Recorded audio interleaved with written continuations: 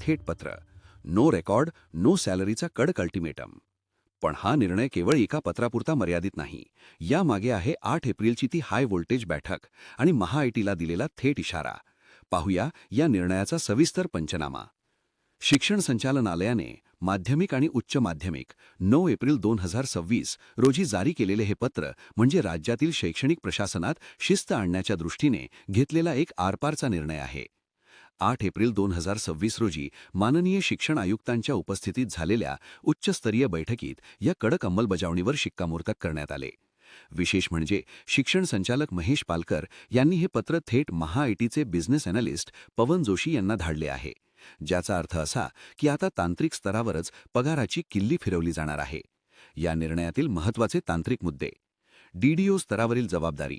ज्या कर्मचाऱ्यांची वैयक्तिक मान्यता किंवा शालार्थ आयडी मान्यता आदेश तपासणी अधीक्षक ते विभागीय स्तरावर अमान्य झाले आहेत, त्यांचे पगार थांबवले जातील. Digital service record. शालार्थ प्रणालीवर डिजिटल सर्व्हिस रेकॉर्ड आणि आवश्यक कागदपत्रे अपलोड करणे अनिवार्य आहे. ज्यांचे कागदपत्रे डीडीओ 1 स्तरावर अद्याप अपूर्ण आहेत, त्यांच्यासाठी आता पगाराचे दरवाजे बंद होणार आहेत. अधिकारी स्तरावरील सक्ती. शिक्षण उपसंचालक आणि शिक्षण अधिकारी यांना डीडीओ 2 स्तरावरून लॉग इनमधून प्रत्येक रेकॉर्ड वैध किंवा अवैध ठरविण्याबाबतचा निर्णय घेणे आता अनिवार्य करण्यात आले आहे.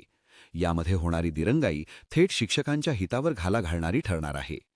हा निर्णय केवळ एका क्लिकवर अवलंबून असला तरी त्याचे जमिनीवर होणारे परिणाम कोणत्याही भूकंपापेक्षा कमी नाहीत. या एका निर्णयामुळे शिक्षकांचे नेमके काय नुकसान होईल, पाहूया. शिक्षण संचालनालयाचा हा पवित्रा केवळ प्रशासकीय सुधारणा नसून तो एक मोठा आर्थिक इशारा आहे.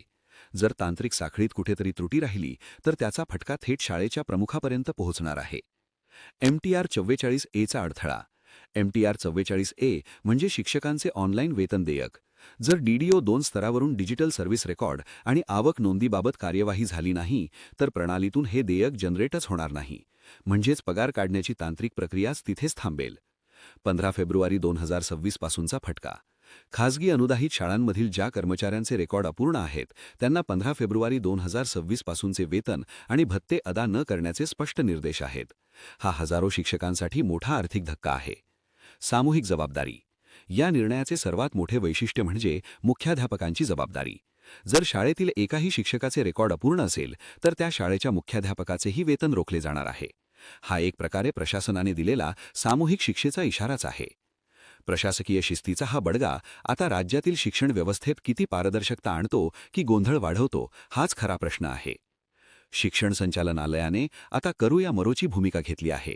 डिजिटल इंडियाच्या बाता मारताना जर आपले सर्व्हिस रेकॉर्ड्सच अपडेट नसतील तर त्याला जबाबदार कोण, असा रोखठोक सवाल महेश पालकर यांनी या पत्राद्वारे विचारला आहे.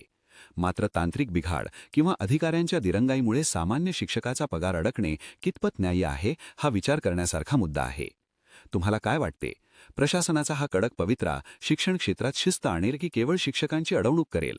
तुमच्या प्रतिक्रिया आम्हाला कमेंट बॉक्समध्ये नक्की कळवा.